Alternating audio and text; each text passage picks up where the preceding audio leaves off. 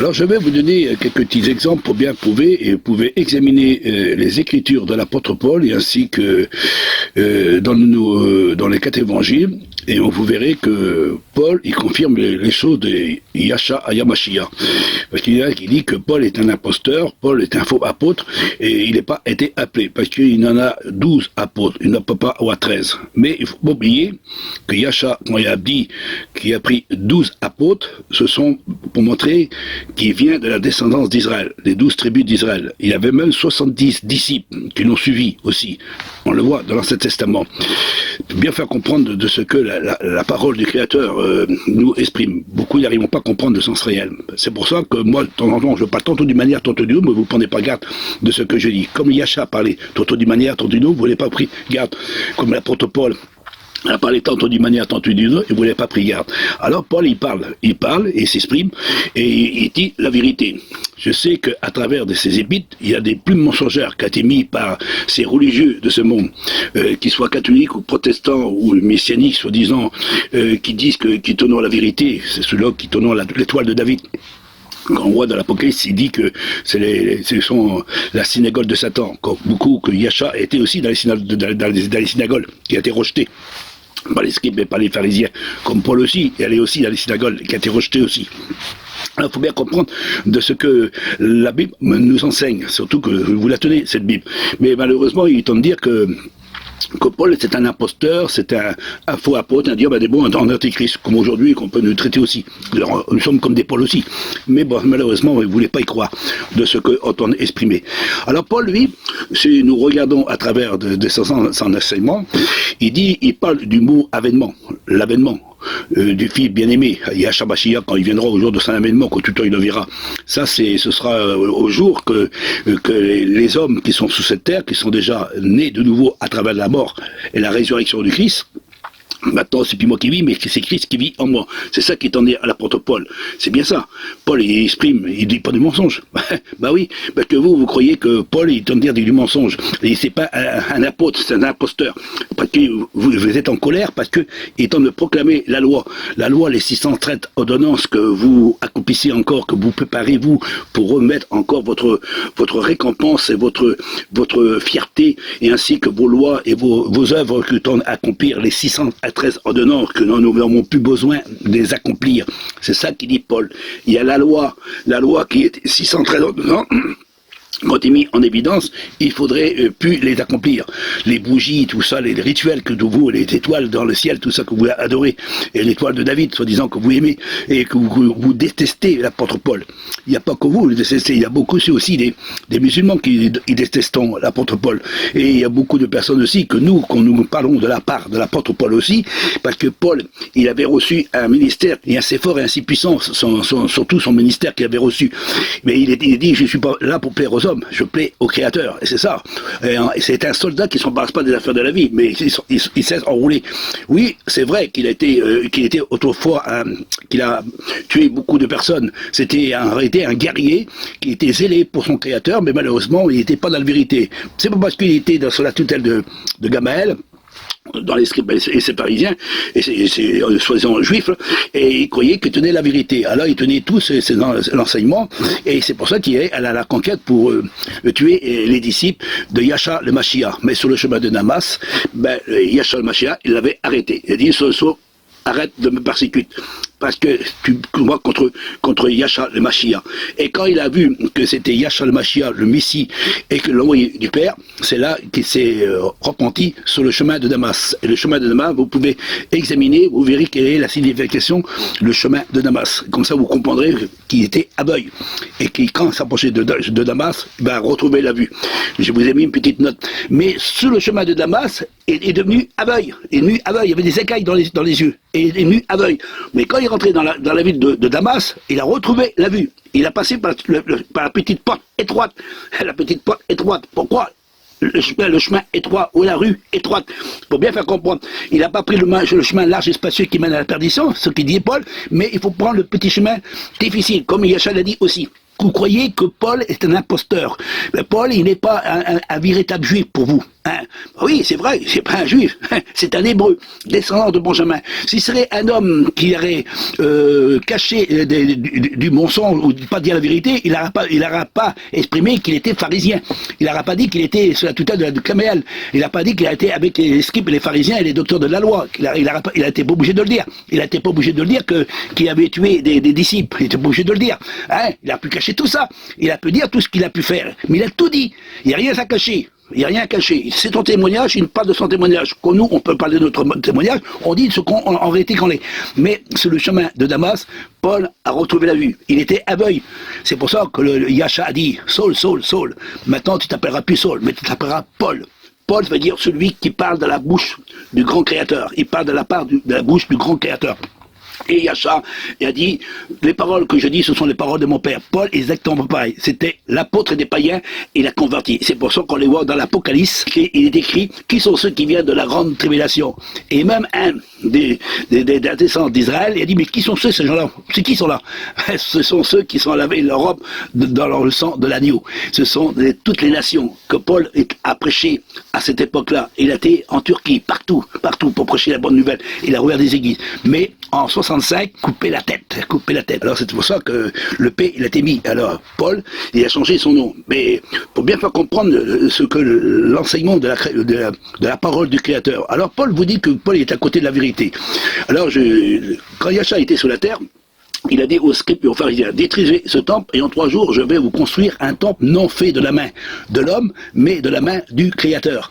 Alors, quand on regarde, Paul, il répète la même chose, de la même façon de ce que Yasha a dit.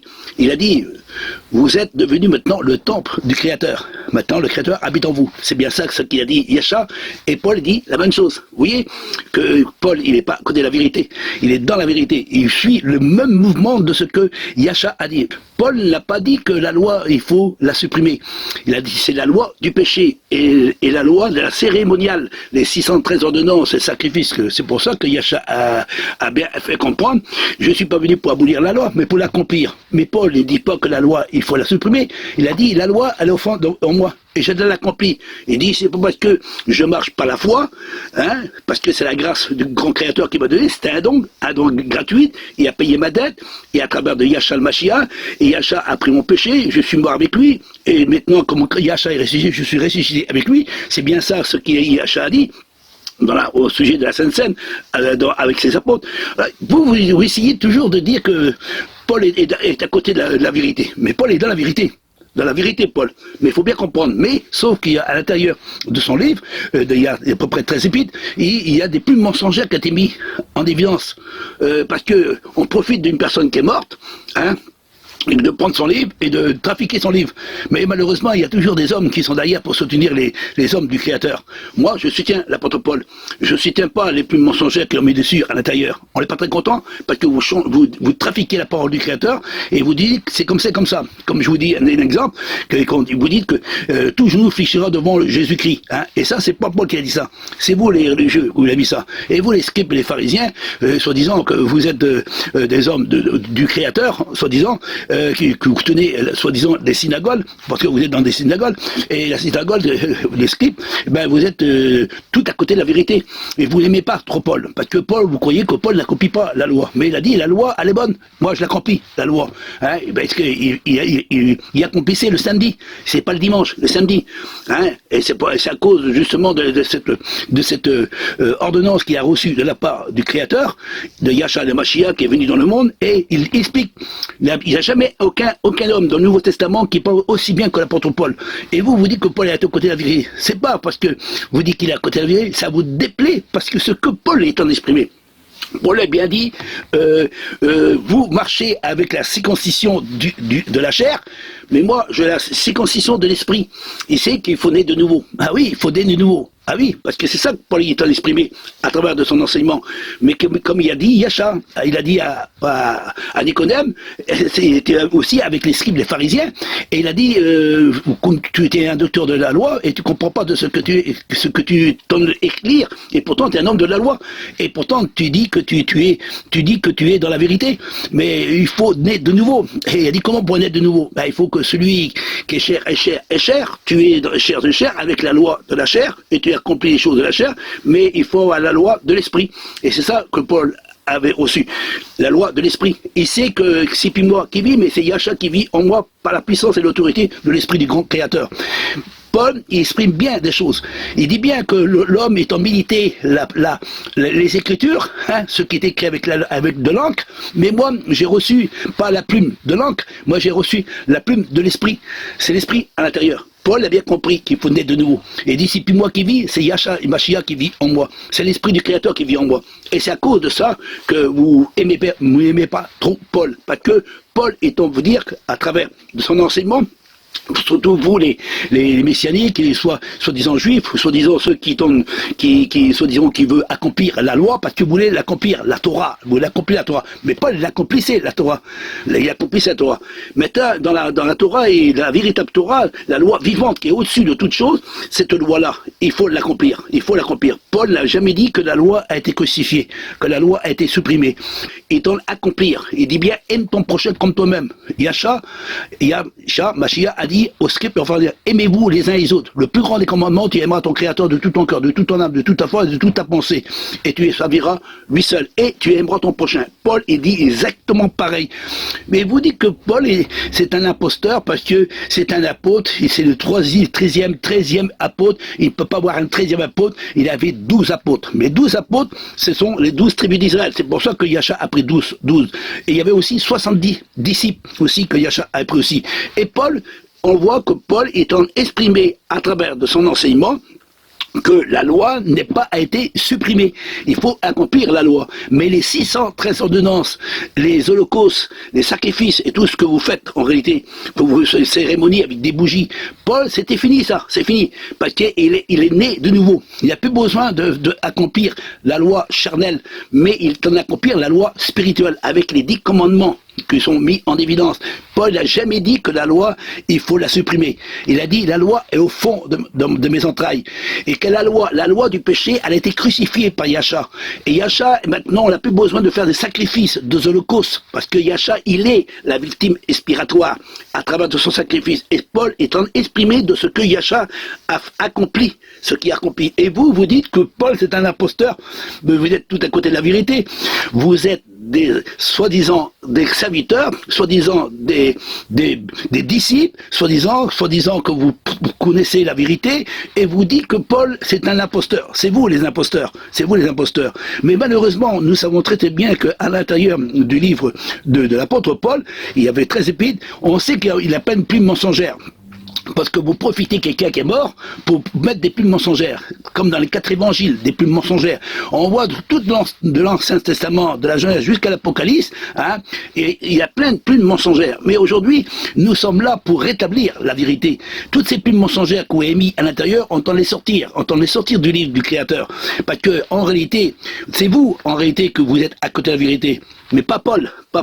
Vous êtes là pour dire que Paul est tout à côté de la vérité. Mais si vous examinez bien les Écritures, et vous regardez dans l'Ancien Testament, tout ce qui est écrit dans l'Ancien Testament, l'apôtre Paul est en exprimé dans le Nouveau Testament. Tout ce que Yasha a dit, l'apôtre Paul est en accomplir de ce que Yasha a dit. Et comme Yasha a dit qu'il faut détruire ce temple, et en 3 jours, je vais vous construire un temple fait de la main du Créateur. Et Paul, il dit exactement la même chose. Même le jour de l'avènement, le mot avènement, il n'a pas dit que sur le chemin de Damas, qu'il a reçu un avènement. C'est pas un avènement, c'est pas l'avènement que tu le verras dans l'Apocalypse 1, verset 10. Il y en a qui veulent se montrer qu'ils connaissent la vérité, mais moi je suis bien placé au sujet de ce retour glorieux. Il y a 318 versets. Et Paul n'en parle à travers de toutes ces épîtres qu'il faut aimer son avènement. Il a même dit à Timothée, aime l'avènement. Alors si vous dites que Paul est à côté de la vérité, vous enlevez les 13 épîtres, d'accord, et vous enlevez aussi tout ce que Yasha a dit, hein, et que Paul est en train d'accomplir, et tout ce que les apôtres ont exprimé à l'intérieur. Le seul qui parle de plus grande doctrine de la doctrine, c'est l'apôtre Paul. Et vous dites que Paul est à côté de la vérité, parce que vous voulez faire essayer de démolir l'enseignement de la doctrine du grand Créateur à travers de la bouche de l'apôtre Paul. Et Paul, comme il a changé son nom, il s'appelle plus Saul, il s'appelle Paul. Et pourquoi on a mis un petit P? Le P, ça veut dire la bouche. La bouche, celui qui tente écrire. Et Paul, c'est un homme qui savait écrire.